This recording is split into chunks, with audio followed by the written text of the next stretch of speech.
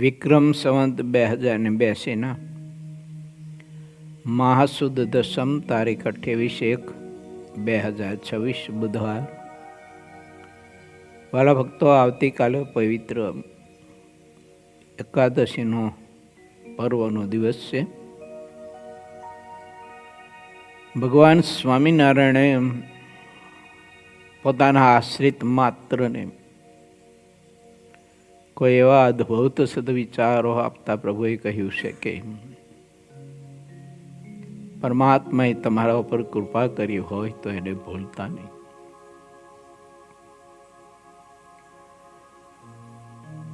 ભજન પ્રકાશ સ્વામી અને નયન ભગતે આપણને સરસ મજાની કૃતિનું શ્રવણ કરાયું છે. એ કૃતિ પણ મહારાજના વિચારોને વધુ પુષ્ટિને પૂર્તિરૂપ છે કે પ્રભુએ કૃપા આપણા ઉપર કરી હોય, કરુણા કરી હોય, માણસ એને કદી ભૂલે નહીં. પહેલી મહારાજની કૃપા એ છે કે પશુ મિટાવી મનુષ્ય કીધો. આ શરીરમાં રહેલો આત્મા એને મનુષ્યના બદલે પશુનો દેહ આવે એવું હતું, પણ પરમાત્માએ મનુષ્યનો દેહ આપ્યો. વળી પાછું પ્રભુએ કૃપા કરી અને સત્સંગનો યોગ આપ્યો. શરીરના સ્વાસ્થ્યના બધા સુખ આપ્યા અને શરીરના પોષણ માટેના આવશ્યકતાના જે કંઈ બધા કારણો છે એના યોગ પ્રભુએ આપ્યા. હવે પરમાત્માની કરુણા, પ્રભુની કૃપાને હું ને તમે જો ભૂલી જઈએ તો ભવાટીમાંથી મુક્ત થવા માટેનો ક્યારે આપણને દરવાજો પ્રાપ્ત થશે, એ દ્વાર ક્યારે મળશે? ભગવાને મોટા પુરુષ એની આપણા ઉપર જો દયા અને કરુણા વરસી હોય તો એને સહેજે સહેજે માણસે સમજવા માટે પ્રયત્ન કરવો જોઈએ. એને નિત્ય તાજું રાખવું જોઈએ, એને ભૂલવું ના જોઈએ. મોટા પુરુષ જે આપણા પર કરુણા વરસાવતા હોય તે કરુણા ભગવાન પુરુષોત્તમ નારાયણની જ હોય છે. એટલે મહારાજ મારા ને તમારા જીવનમાં પ્રભુ આપણને પડે પડે આવો પ્રેમ આપતા હોય છે.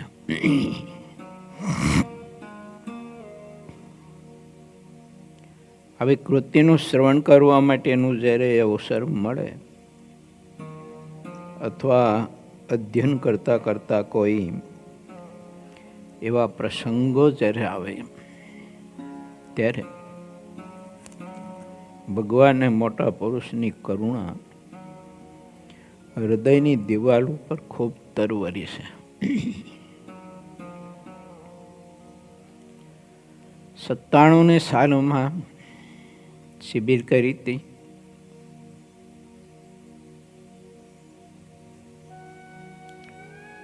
ધૂળેટી ઉપર, જ્યાં અત્યારે હાલ છાત્રાલય છે ને આ બાજુનો વિભાગ છે ને,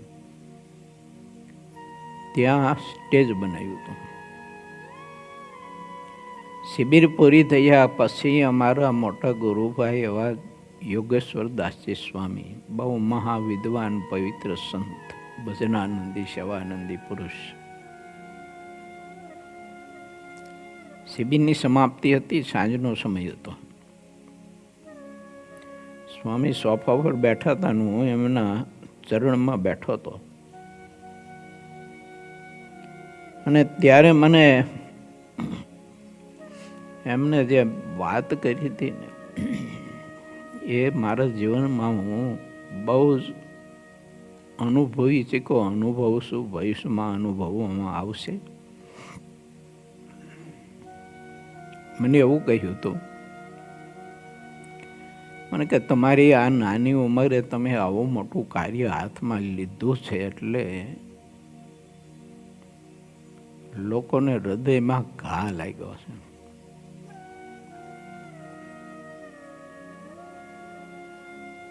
ખાસ કરીને આપણી જ્ઞાતિ, એવું એમને કહ્યું મને કે બહુ હૃદયમાં ઘા લાગ્યો છે એમને,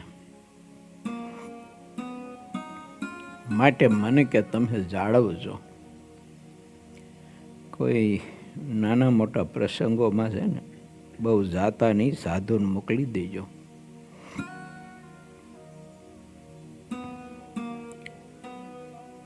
અને બીજી વાત એ કરી મને કે તમે મોભારાનું લાકડું છો,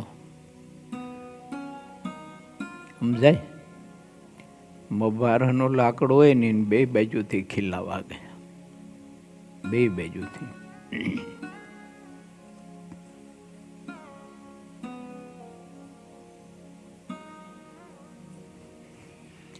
આ બધા મોટા પુરુષોના શબ્દો મૂર્તિમંત અનુભવવા મળતા હોય છે, પરંતુ આ બધી વાત કર્યા પછી મને એક વાત એમને કરી હતી મહત્વની. મને કે તમારી પ્રત્યેક પરિસ્થિતિઓમાં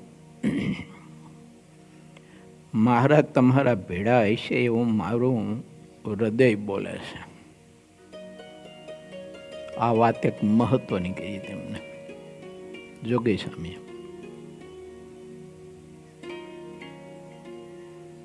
એ વખતે આવા બધા સાધન નહોતા, નહીતર સ્વામીના શબ્દ તમારી પાસે હું મૂકી શકત.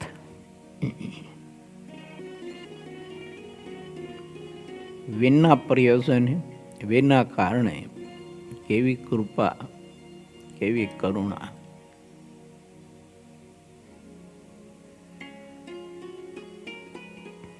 માટે આપણે વિચારવું કે પરમાત્માએ આપણા ઉપર જ્યારે કરુણા કરીને આવા બધા યોગ આપણને આપ્યા હોય ત્યારે આપણે આપણા સ્વભાવને વશ થઈને પ્રભુની કરુણા ભૂલવી નહીં, જ્ઞાન ચોર ન થવું. ગઈકાલની આપણી કથા છે 24મા પૂરના 44મા તરંગની. ભગવાનને મોટા પુરુષ તરફથી ઉચ્ચિષ્ટ પ્રસાદ મેળવ્યો હોય તો ખૂબ જ એનું મહાત્મ્ય સમજીને જતન કરીને એને જાળવવું, અને ભગવાન શ્રીહરિને પામી જવા માટે સાધનમાં કોઈ દિવસ હિંમત હારવી નહીં ને પાછું પડવું નહીં ને પાછી પેની કરવી નહીં. વચરામૃતમાં મહારાજ એવું લખ્યું છે કે ભગવાનની ભક્તિ કરતો હોય ને ભક્તિ કરતા કરતા પોતાના ભૂંડા ગાઢ સંકલ્પ ન ટળતા હોય તો પણ ભગવાનનો મોટો મહિમા સમજીને 16મું વચરામૃત પ્રથમનું તે ગાઢ સંકલ્પને ટાળતો રહે. પણ બીજી એક વાત વચનાત્મા એ પણ લખી છે, આ વાતને પુષ્ટિ આપતી કે ભૂંડા ગાઢ સંકલ્પ ટાળ્યા ટળતા ન હોય તો ભગવાનનો દોષ ન સમજે કે હું આટલું ભજન કરું છું, ધ્યાન કરું છું, સેવા કરું છું, તપ કરું છું, વ્રત કરું છું, તો એ ભગવાન મારા ભૂંડા ગાઢ સંકલ્પ કેમ નહીં ટાળતા હોય. આવો ભગવાનનો ભક્ત કોઈ દી વિચારે જ નહીં. 3-4 દિવસ પહેલા 4 અંતકરણથી આત્માને અલિપ્ત રહેવા માટેની વાત મેં તમારી પાસે પ્રસ્તુત કરી હતી. એમાં પરમાત્માને દોષ ના દેવો, કોઈ દિવસ ના દેવો કે આટલું બધું ભજન કરીએ, ધ્યાન કરીએ, વ્રત તપ કરીએ, સેવા કરીએ, લાખો કરોડો રૂપિયાના દાન કરીએ, તો એ ભગવાન ભૂંડા ગાઢ સંકલ્પ કેમ નહીં ટાળતા હોય. આવું ના વિચારાય. એ તો કરતું મકરતું અન્યથા કરતું પરમાત્મા છે, બહુ કરુણા નિધાન છે, ભક્ત વસ્તલ છે ભગવાન. એનું ભક્ત વસ્તલ પણ આપણે ભૂલીએ નહીં.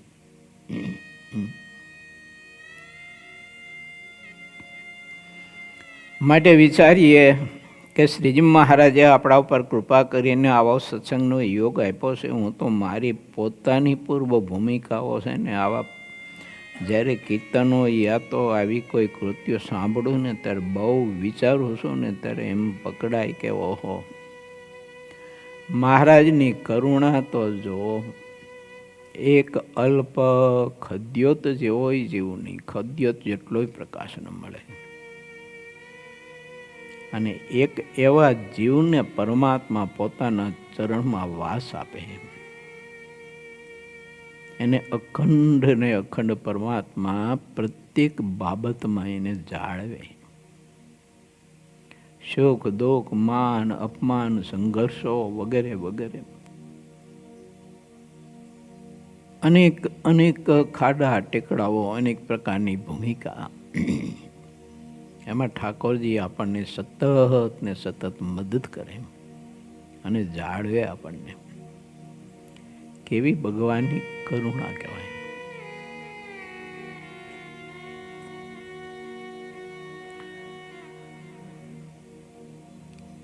ગુજરાતી પૂરું વાંચતા આવડતું નહોતું. 5મું ધોરણ પાસ કરી અને જો કે 5.5 આમ તો 6ઠા ધોરણમાં 6 મહિને ગયો હતો, પણ એ સિઝન ન હોય ત્યારે જવાનું હોય, સિઝનમાં તો નિશાળે જવાનું હોય નહીં. આવો અભ્યાસ પૂરું ગુજરાતી વાંચતા હરકો આવડે નહીં. નાના છોકરા વાંચતા ને જેમ લહકા લેતા લેતા એમ ઘણી વખત મંદિર કોઈ ન હોય ને તો કહેતા બધા વડીલો કે છોકરા વચન હતું વાંચ કે તું, કોઈ હોય નહીં બીજા પુરાણીઓ કોઈ. ત્યારે એ વચનાવત વાંચતા વાંચતા પ્રથમનું 5મું વચનાવત વાંચતા વાંચતા પરસેવો છૂટી જતો બોલો. એવું 5મું વચનાવતનું એનું કદ કેવડું હવે, નાનું કદ, એક ફકરો વચનાવત છે. બીજી બધી ભૂખમરાની ને બીજી ત્રીજી બધી જે પરિસ્થિતિઓ છે દેહના દર્દની ને દેહીની પીડાઓની, આ બધું જ્યારે જોઈને ત્યારે વિચાર આવે કે ઠાકોરજીએ કેવી કૃપા કરી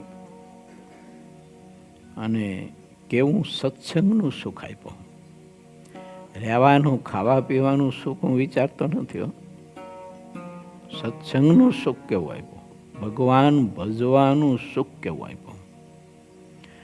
અને તમારા જેવા પવિત્ર મહારાજને અતિશય વહાલા, કે જેમાં અહંતા મમતા મારું તારું ન હોય એવી એકદમ ચોખ્ખી પ્લેટવાળા સંતો પાર્ષદો સાધકો અને હરિભક્તો જેવા હરિભક્તોની મને સેવા મહારાજે આપી. મારા જેવા એક અજ્ઞાત અને અબુદ્ધ જીવને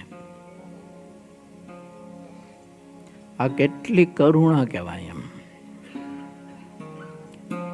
જેને ગુજરાતી વાંચતા નહોતું આવડતું તે ભગવાનને મોટા પુરુષની કૃપાએ કરીને ભક્તિના માર્ગમાં ને સત્સંગના માર્ગમાં તમારા જેવા મહારાજના મહાદિવ્ય મુક્ત પુરુષો એની ભક્તિમાં વધુ ને વધુ પુષ્ટિ થાય ને અંગ બંધાય અને ઘડતર કરવા માટેની સેવાનો યોગ એક મારા જેવા અલ્પ અબુદ્ધ જીવને ઠાકોરજીએ આપ્યો. એ કેટલી ભગવાનની કરુણા કહેવાય, કેટલી કૃપા કહેવાય પ્રભુની.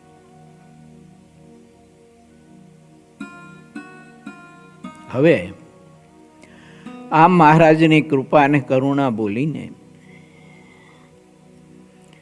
ન ધ્યાન ભજન કરીએ, ન ભક્તિ કરીએ, ન તમારા જેવા મુક્ત પુરુષોની સેવા કરીએ, ન તમારા જેવા મુક્ત પુરુષોને વિશે દિવ્ય ભાવ રાખીએ, ન તમારા જેવા મુક્ત પુરુષોનો મહિમા ન સમજીએ, અને પરમાત્માએ જે કંઈ ઉચ્ચિષ્ટ પ્રસાદ ગુણોનો આપ્યો હોય, થોડી ઘણી સમજ આપી હોય, થોડી ઘણી જ્ઞાનની ભૂમિકાનો પ્રકાશ ઠાકોરજી આપ્યો હોય, અને પછી તે પ્રકાશનો, તે ગુણોનો ઉપયોગ કેવળ પ્રતિષ્ઠા પ્રાપ્ત કરવા માટે, પ્રશંસા લોકોની પ્રાપ્ત કરવા માટે, મનાવા પૂજાવા માટે, અને આળસુ ને પ્રમાદી થઈને કેવળ ને કેવળ સત્સંગમાંથી તમે જેવા ભક્તો તરફથી મળેલું જે કંઈ ખાવા પીવાનું, ઓઢવા પહેરવાનું, હરવા ફરવાનું વગેરે વગેરે જે કંઈ હોય, સાધન કે સંપત્તિ કે સુખ, એમ માણીને દિવસો નિર્ગમન કરીએ, કેટલી ઘોર અજ્ઞાનતા કહેવાય, કેવો જીવ સ્વાર્થી કહેવાય. માટે વિચારવું, ભગવાનની કરુણા આપણા બધા ઉપર ખૂબ જ છે. તો મારું પોતાનું ખુદનું વિચારું છું કે મારી એ બધી ભૂમિકા બાલ્યાવસ્થાની હું જો વિચારું જોઉં ને, તો પરમાત્માની કૃપા સિવાય આ જીવને કશી જ ગમ ન પડે, ઉગમણા અથમણાની. આવી અજ્ઞાનતા, અબુદ્ધતા, એમાં જીવન પસાર કરે, ભૂખમરામાં પસાર કરે જીવન. અને એ ભૂખમરામાં શરીરની વેદનાઓ એ કેટલી બધી સહન કરવી પડે. મેં કરેલી છે એટલે કહું છું. કોઈ સગવડતા ન હોય, કાંઈ ન હોય, કેવી પીડા હોય. તો આજે આપણે વિચારીએ કે ઠાકોરજીએ તે પીડા પોતાના ઉપર લઈ લીધી, અને આપણને આ બધી પીડાઓથી ઠાકોરજી પોતે મુક્ત રાખે. બધી રીતે પ્રભુ આપણને જાળવે, એની આજ્ઞાનું પાલન કરી ન કરી તોય ઠાકોરજી જરાય દયા, સ્નેહ, કરુણા ઉઠાવે નહીં. આવો ભગવાન ક્યાંથી મળે? આવો સત્સંગ ક્યાંથી મળે? આવા ભક્તનું સામીપ્ય ક્યાંથી મળે? વનણી સાહેબ, કાયલ સંતોનું ભાવપૂજનનો દર્શન, મૂડી રાધાકૃષ્ણ દેવ, હરિકૃષ્ણ મહારાજ, ઘનશ્યામ મહારાજના દર્શનની યાત્રા, એનો આનંદ, એની દિવ્યતા કેવી!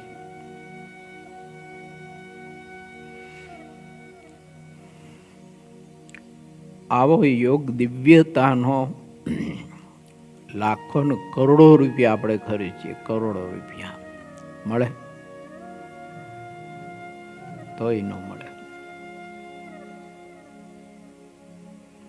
આ મહારાજની કૃપાથી પ્રાપ્ત થયું છે આપણને. એટલે ઠાકોરજીની કૃપા, એની કરુણા, એને યાદ કરવી. હું ઘણી વાર કહું છું ને કથામાં કે સવારે જાગીએ ને ત્યારે સ્નાનાદિ ક્રિયા કરવા જઈએ ને એ પહેલાં, અથવા સ્નાન કરીને પૂજાપાઠ કરતા પહેલાં, યા તો પૂજાપાઠ પૂરી થઈ જાય પછી પૂજામાં બેઠા બેઠા હાથ જોડી અને એક જ મિનિટ, જાજો નહીં તો એકાદ મિનિટ ઠાકોરજીની કરુણાને રોજ રોજ યાદ કરવી કે હે પ્રભુ, શું તમારી કરુણા, શું તમારી કૃપા. આ જીવને, અલ્પ ખદ્યોત જેવો જીવ, એને તમે પૂર્ણિમાના ચંદ્ર જેવો પ્રકાશથી ઝળહળતો કર્યો. મહારાજ, તમને ના ગમ્યું હોય ને એવું ઘણું જીવન જીવો હશો, એવા વિચારો કર્યા હશે, એવું ખાધું પીતું હશે, એવું કાંઈક જીવન જીવો હશું, તોય તમારી કૃપા તો જો પ્રભુ, કે મને સતત ને સતત તમારા ચરણમાં અખંડ ને અખંડ જોડી રાખ્યો છે, પર્વત પ્રહાઈ. અને નાના મોટા બધા જે કંઈ તરંગો ઉઠતા હોય તો એમાંય પણ તમે કૃપારૂપી નાવ બનીને પણ મને બચાવીને તમારા ચરણથી જરાય દૂર નથી થવા દેતા, નથી દૂર થવા દેતો, નહીં થવા દ્યો. એ ભરોસો વિશ્વાસ છે. કેટલી મહારાજ તમારી કરુણા, કેટલી કૃપા. પડે પડે તમે મને જાળવો છો, આત્માની જાળવો છો, દેહની જાળવો છો, સમય કાળ અવસ્થાથી પણ તમે જાળવો છો, રક્ષા કરો છો. મારી તમારી ભગવાન છે એ દેહની ઇન્દ્રિયો અંતકરણથી, સંગદોષથી, કાળથી, સમયથી, પરિસ્થિતિઓથી, બધાથી ઠાકોરજી પડે પડે આપણી રક્ષા કરે છો. આપણે વિચારતા ન હોય ને એટલે પકડાય નહીં, આપણે ખ્યાલ ન આવે. બાકી પડે પડે ઠાકોરજી આપણી રક્ષા કરતા હોય છે. ને અત્યારે કળયુગ ચાલી રહ્યો છે.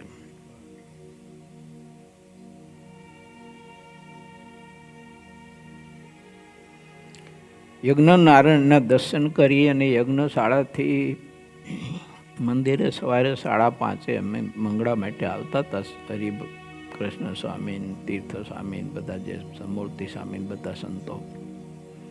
ત્યારે વચમાં રસ્તામાં છે ને સ્મરણ કરતા કરતા વિચારો આવતા હતા મને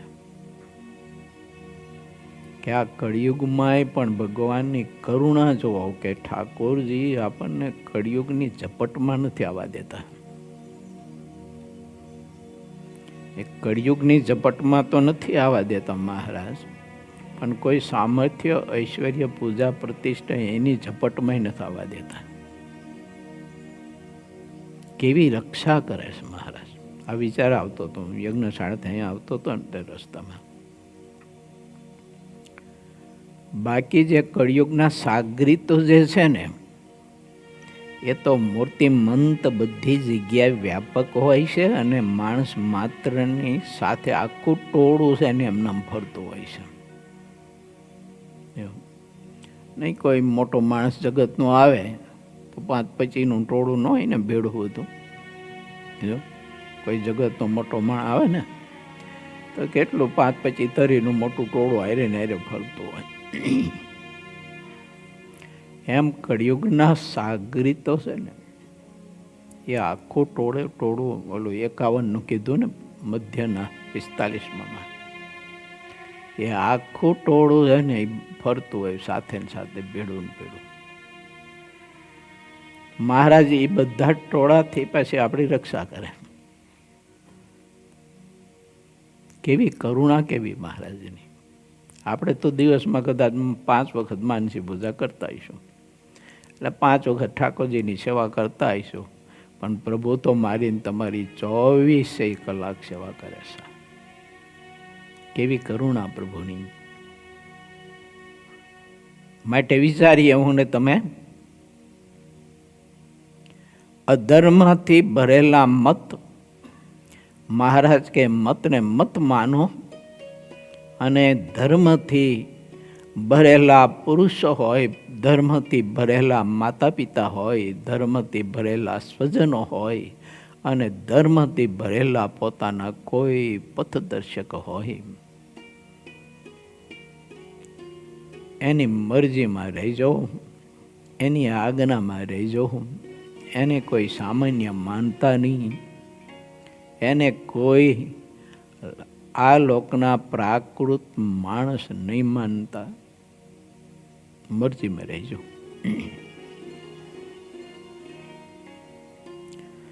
કારણ કે સત્સંગ વિના તો અધર્મથી ભરેલા મતાંતર વાળા કોઈ પણ અબુદ્ધ આત્મા હોય, અજ્ઞાની હોય, અને જે જ્ઞાન રૂપી અંધકારમાં અટવાયેલા હોય,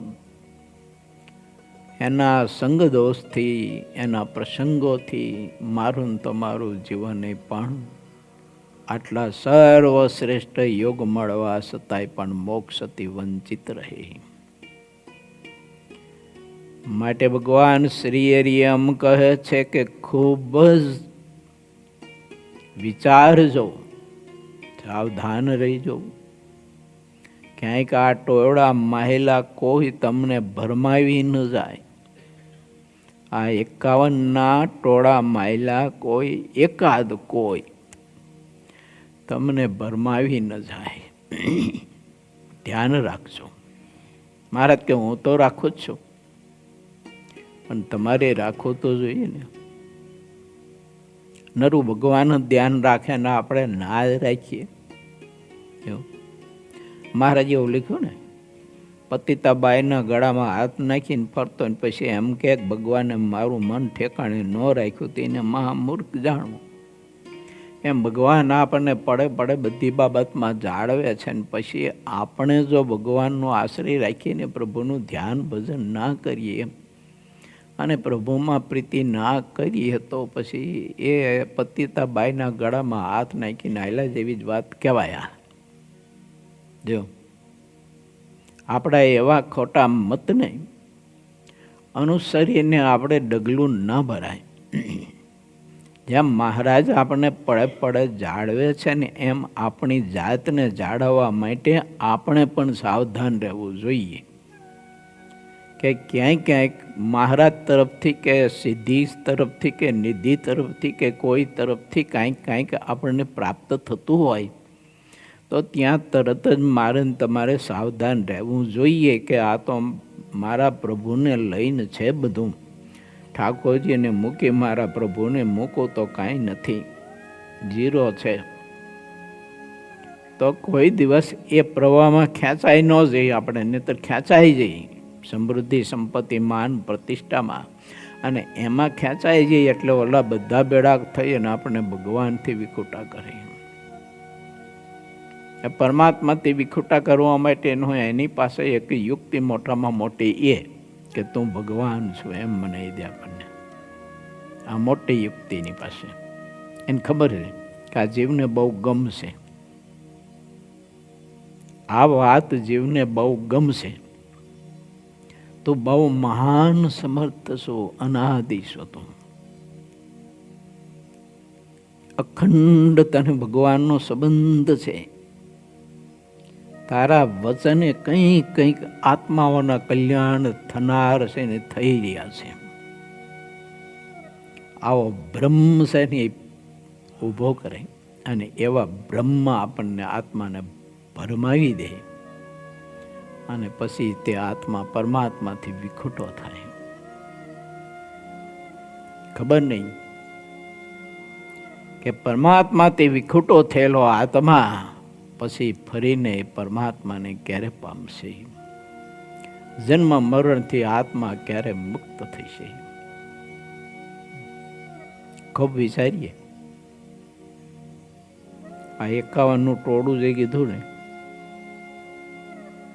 એ પૈકીનામાંથી કોઈ અથવા પરમાત્મા તરફ કે મોટા પુરુષ તરફથી મળેલું ઐશ્વર્ય, સામર્થ્ય, જ્ઞાન વગેરે વગેરે, ત્યાગ, વૈરાગ, આ ભગવાનની કૃપા છે. એટલે આપણે ત્યાગ, વૈરાગ, જ્ઞાન બધું પ્રભુએ આપ્યું.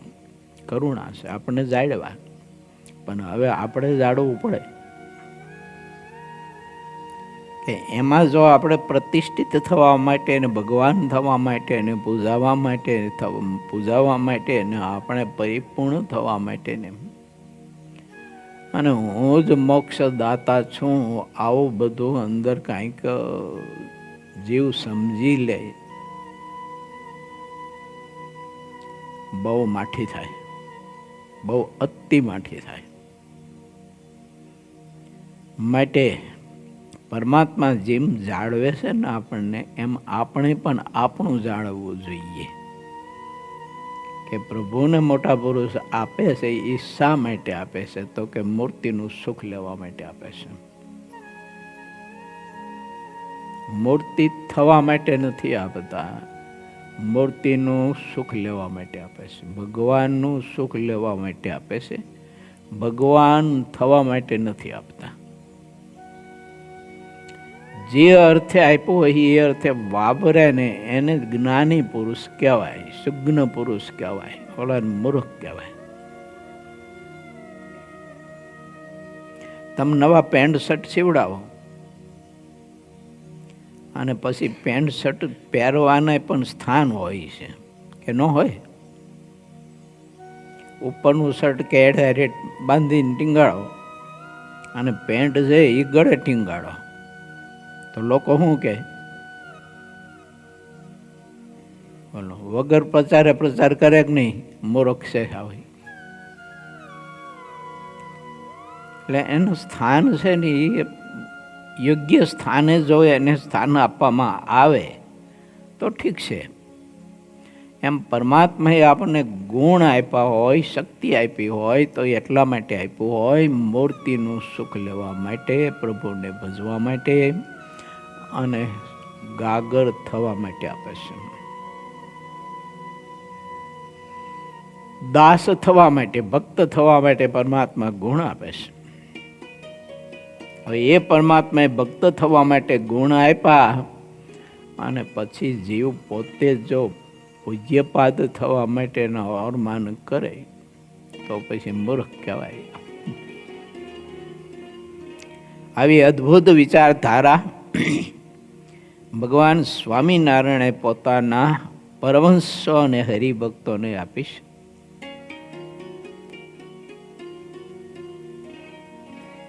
રામાનંદ સ્વામીએ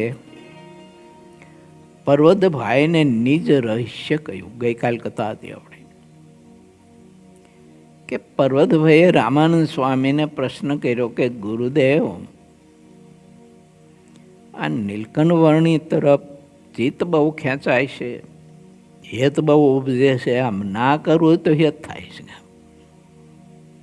અને દોડી દોડીને ઇન્દ્રિયો, અંધકરણ, એની બધી વૃત્તિઓ છે ને એ દોડી દોડીને ઉડીને પછી અહીંયા જ બેસે છે.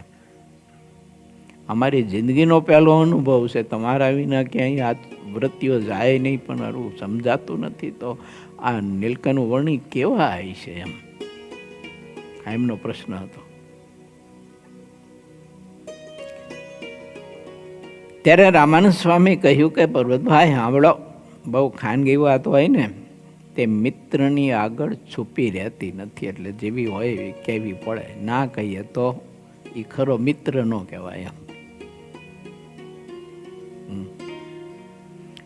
રામાનંદ સ્વામી ગુરુ, પર્વતભાઈ શિષ્ય. રામાનંદ સ્વામી વાત એવું કરે છે કે તમે મારા મિત્ર છો, તો મિત્રને વાત સાચી કરવી જોઈએ, ન કરે તો મિત્ર સાચો ન કહેવાય. તો હું રહસ્યની વાત સાચી કહું છું કે પર્વતભાઈ સાંભળો, જે નીલકંઠ વર્ણી છે ને એ મને જેવું સમાધિમાં, નિર્વિકલ્પ સમાધિમાં, સવિકલ્પ સમાધિમાં, નિર્વિકલ્પ સ્થિતિમાં, ઉપસમ અવસ્થામાં જે અનુભવાય છે એ વાત તમારી પાસે કરું છું કે આ નીલકંઠ વર્ણી કોઈ તપસ્વી, કોઈ મનુષ્ય, કોઈ સંત નથી. મારા તમારા ઈષ્ટદેવ છે, અવતારના અવતારી પૂર્ણ પુરુષોત્તમ નારાયણ, અનંત અનંત મુક્તનો ભગવાન છે. એ તો આરજે નર નાટકમાં છે. એટલે મારી તમારી સામે નીલકંઠ વર્ણીના રૂપમાં આશ્રમમાં રહે છે, આપણે દર્શન દાન દે છે, અમારા શિષ્ય થઈને રહે છે. એ ગાગર થઈને રહે છે, એ ગાગર નથી, એ સાગર છે. સાગર ગાગર થઈ અને ગાગરને સાગર બનાવી રહ્યો છે. અદ્ભુત વાત કરે છે રામાનંદ સ્વામી. પર્વતભાઈને રહસ્યની વાત બતાવે છે. જે સાગર છે તે ગાગર થઈને ગાગરને સાગર બનાવવા માટે સેવા કરી રહ્યો છે. માટે પર્વત એને ગાગર ન મનાય, એ સાગર છે, અવતારી પુરુષોત્તમ નારાયણ છે. જેના એક રોમના છિદ્રના પ્રકાશની કિરણમાં સંખ્યાત અનંત કોટી બ્રહ્માંડો પરમાણુની જેમ ઉડતા ફરતા હોય ને અનેક પરમાણુઓનું પિંડીકરણ કરીને આવા કાંઈક બ્રહ્માંડોની રચના કરીને તે બ્રહ્માંડોમાં અનેક પ્રકારની વિવિધ પ્રકારની કૃત્યોની રચના કરીને પણ અહોરાત્રિ જે પરિચર્યા સેવા આજ્ઞાએ કરીને કરે છે ને એવા તત્વો અને એવા અસંખ્યાત ગણી ન શકીએ ને એવા કોટાન કોટી તત્વો એની રોમાવલીની તેજની કિરણમાં બધા સમાઈ જાય છે. પર્વતભાઈ એ આ નીલકંઠ વર્ણી છે, એવા એ મોટા છે.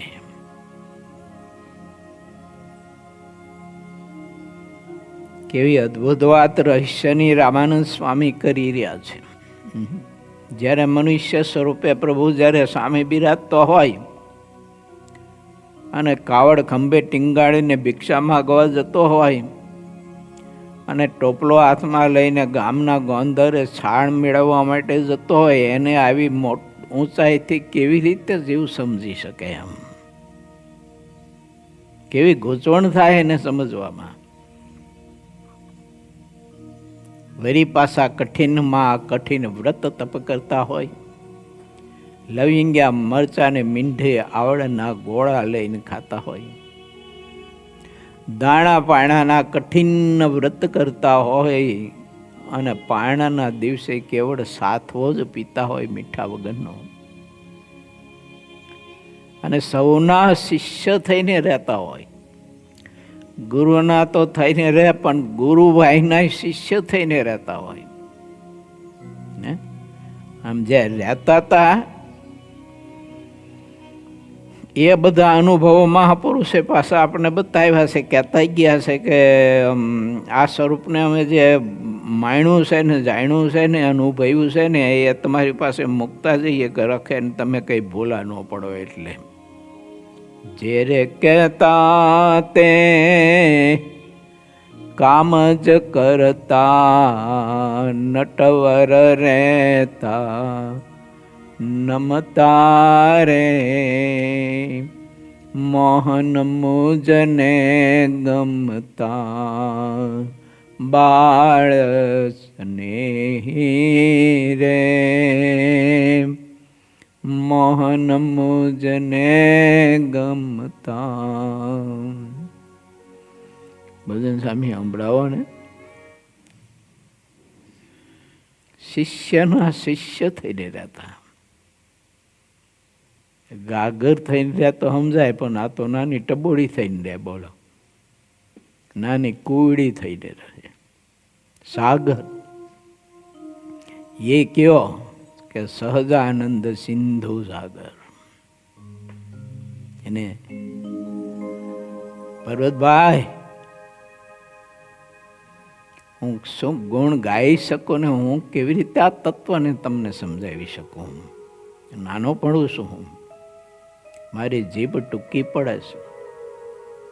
હું કેવી રીતે કહી શકું કે આ નીલકંઠ વાણી કેવા છે? આ જે મીઠાશ માણેલી છે ને નીલકંઠ વર્ણીની, કે દાસનો દાસ થઈને જે રહેતો હતો ને એની જે મીઠાશ માણેલી છે ને એ મીઠાશ માણેલા પુરુષ બોલે છે. હે બાળ સ્નેહી રે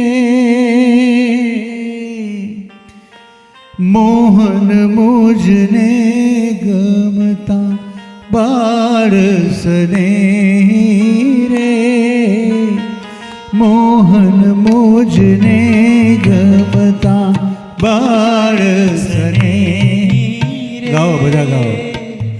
મોહન મુજને ગમતા મથુરા જઈ મોગા તઈ બેઠા મથુરા જઈ મોગા તઈ બેઠા પહેલા તો બેડા પહેલા તો ભેળા ભમતા રે મોહન મુજને ગમતા બાળસને રે મોહન મુજને ગમતા આજ તો અમને દર્શન દુર્લભ આજ તો મને દર્શન દુર્લભ આજ તો અમને દર્શન દુર્લભ આજ તો મને દર્શન દુર્લભ જોડે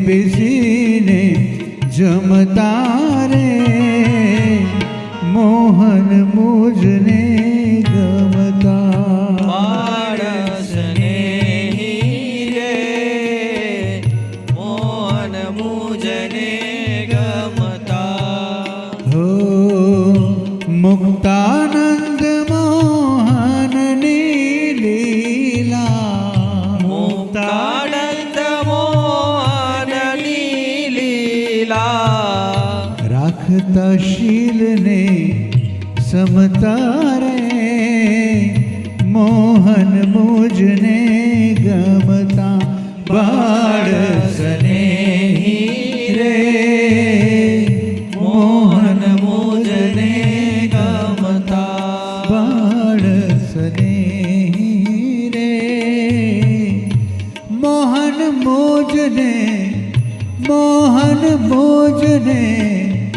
મોહન મુજને ગમતા.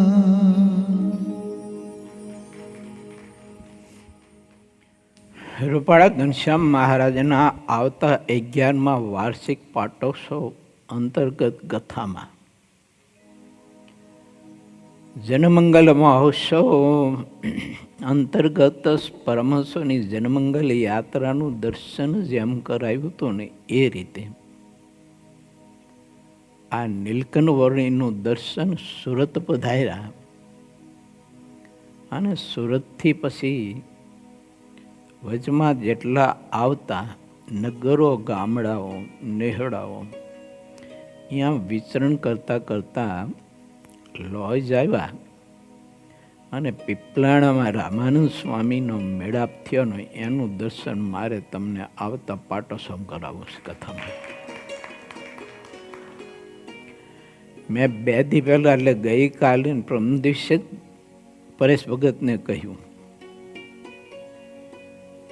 મેં તો આ નીલકંઠવર્ણીની યાત્રાની કથા આપણે નિર્વિકલ્પ મહોત્સવમાં કરી હતી ને અહીંયા આપણી યાત્રા પહોંચી હતી. અહીંયાથી આગળની યાત્રાનું દર્શન આવતા 11મા રૂપાળા ઘનશ્યામ મહારાજના પાટોત્સવમાં કરાવીએ. કેમ તો નીલકંઠવર્ણીએ 11 વર્ષની ઉંમરે ઘર છોડ્યું હતું અને 11મો વાર્ષિક પાટોત્સવ રૂપાળા ઘનશ્યામ મહારાજનો, અને એમાં આ બધું જ આબેહૂબ તમને દર્શન કરાવું છે. એ મુક્તાનંદ સ્વામીની બાજુમાં ટીચરને અડાડીને નીલકંઠવર્ણી જમવા બેઠા હોય, એ બાજુમાં પર્વતભાઈ બેઠા હોય, રામાનંદ સ્વામી બેઠા હોય, સુખાનંદ સ્વામી બેઠા હોય, ભાયત્માનંદ સ્વામી બેઠા હોય. એ તુલસી ક્યારા પાસે બેઠા બેઠા જ્ઞાન ગોષ્ઠી કરતા. આ બધું ચિત્ર મારે તમને દર્શન કરાવવું છે.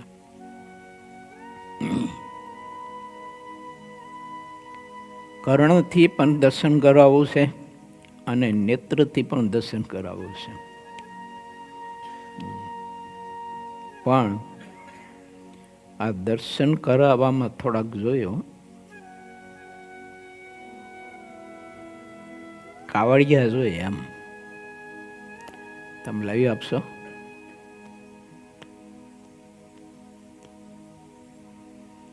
એક વિચાર એવો આવ્યો ને, એટલે પરેશ ભગતને કહ્યું કે તું આપણે 11મા વાર્ષિક પાટોત્સવ વખતે હરિભક્તો અને સંતોનો આવો રાજીપો લઈએ, કીધું આપણે 2 ભેળા થઈને અને વધારે તો તમારે કીધું.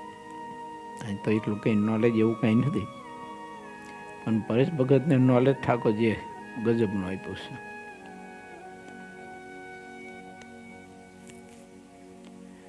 પર્વતભાઈને રામાનંદ સ્વામી નીલકંઠ વર્ણિનું તત્વ અને રહસ્ય સમજાવતા રામાનંદ સ્વામી ભાવ સમાધિમાં ઊંડા વયા ગયા, ના બોલી શક્યા. પર્વતભાઈ સમજી ગયા કે એક મહા મીઠા જળનું મોટું વિરાટ સરોવર અને એક મીઠા જળના એ સમુદ્રમાં અત્યારે એમાં વિલીન થઈ ગયું. વાત કરતા કરતા રામાનંદ સ્વામીનું હૃદય એટલું ભાવ વિભોર થઈ ગયું, એટલું બધું ભાવ વિભોર થઈ ગયું. અને રામાનંદ સ્વામી મહારાજની મૂર્તિના સુખમાં ઊંડા ઉતરી ગયા.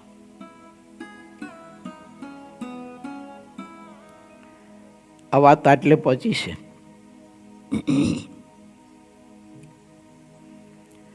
સિદ્ધાનંદ સ્વામી પોતાની કલમે આગળ લખે છે તે તમારી પાસે પ્રસ્તુત કરું. વિવેક વિના જેટલી વાતો કહેવાય કે સાંભળવામાં આવે તે બધી વૃથા થઈ જાય છે. વિવેક શૂન્ય હોય આપણે તો આવું મીઠું અમૃત આપણને મહારાજ અને મોટા પુરુષે આપ્યું છે. સિદ્ધાનંદ સ્વામી, બ્રહ્માનંદ સ્વામી, મુક્તાનંદ સ્વામી વગેરે વગેરે સંતો આપ્યું છે.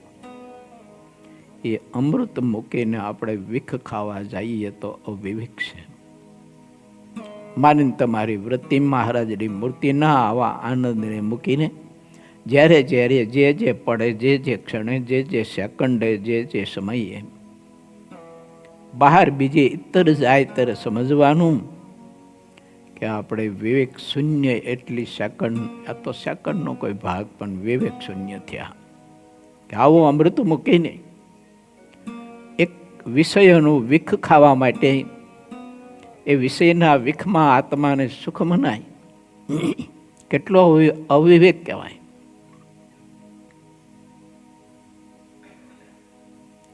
માટે સિદ્ધાનંદ સ્વામી લખે છે કે હે મારા સજ્જન ભાઈઓ, પુરુષો, બહેનો, પરમહંસો, જે વિવેક છે ને તે તો સૂર્ય સમાન અથવા તો દર્પણ તુલ્ય કહેવાય છે. માટે પ્રભુએ કરુણા કરીને, કૃપા કરીને આપણને આવો મહાદિવ્ય અલૌકિક સત્સંગનો અને મૂર્તિનો યોગ અને સુખ આપ્યું છે. માટે પરમાત્માને ભૂલીને આત્મા બીજા કશામાં સુખ ન માને. જો માને તો ચોર માણસને સૂર્ય અને ચંદ્રનું અજવાળું સુખરૂપ દેખાતું નથી. ચોર હોય કોઈ એને અંધારું સુખરૂપ મનાય છે. જેને ચોરની રીત ભાત રૂચતી ન હોય તે મનુષ્ય તો દેવતા કરતાં પણ અધિક પવિત્ર છે. કેમ કે એને તો સદાય જ્ઞાનનો પ્રકાશ ગમે છે. ઓલાને અજ્ઞાનતા ગમે છે. એટલે અજ્ઞાનતાને વશ થઈ અને પરમાત્માનો આનંદ અને સુખ મૂકી અને વિષયોમાં સુખ મેળવવા માટે આત્મા ખોજ કર્યા કરે છે, પણ મળતું નથી. કેમ કે વલવણું કરે છે પણ પાણીનું કરે છે. માખણ કેમ મળે? દળે છે ખરો પણ રેતી દળે છે.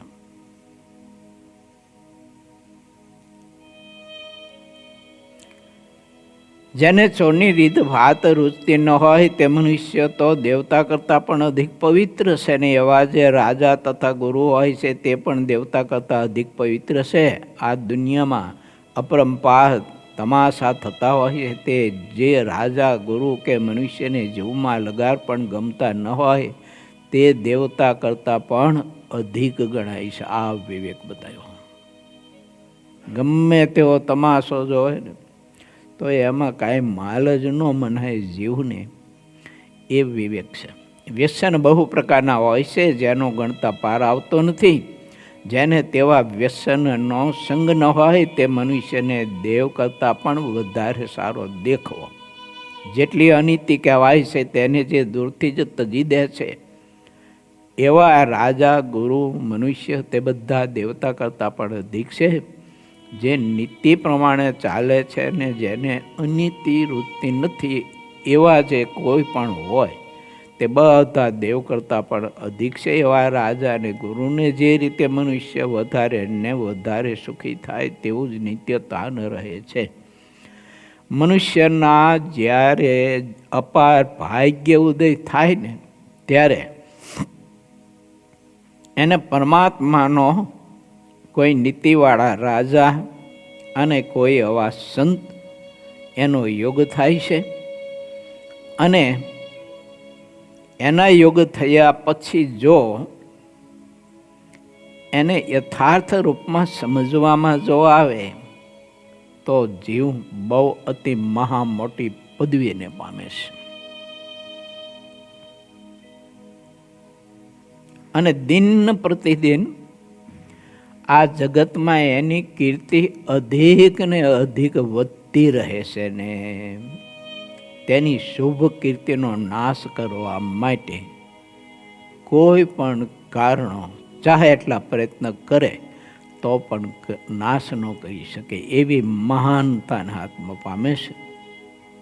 બહુ અદ્ભુત મજાની વાત સિદ્ધાનંદ સ્વામી બતાવી છે. માટે વાલા ભક્તો, પરમાત્માની કરુણા, મોટા પુરુષની કરુણા, માતા પિતાની કરુણા, આપણા મદદગાર, આપણા હિતેશુ, આપણા પથદર્શક કોઈ હોય એની આપણા ઉપર કરુણા દયા એને કદી ભૂલવી નહીં ને આપણે નઠારા ન થવું, નમેરા ન થવું, નઠારા ન થવું.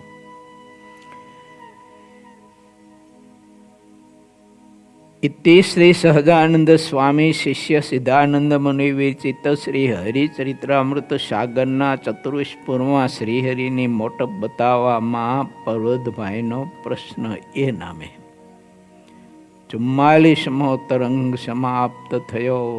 શ્રીપતિમ શ્રીધરમ સર્વદેવેશ્વરમ ભક્તિધર્માત્મજમ વાસુદેવમ હરે માધવમ કેશવમ શ્રીકામદામ કારણમ સ્વામિનારાયણમ નીલકંઠમ ભજે. સહજાનંદ સ્વામી મહારાજની